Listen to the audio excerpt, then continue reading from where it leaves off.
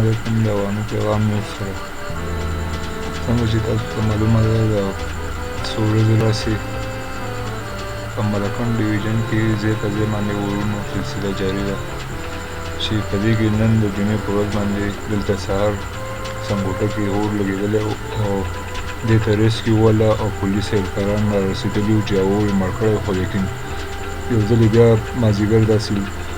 سلسله شروع شوې ده نو په دې کې دا اور بیا په تازه کېدو باندې شروع شوې ده دې علاقې لویه واړه هټۍ او چې کوم ځای کې اور لګي هغه مړ کولو کوشش کوي تاسو کتلی شئ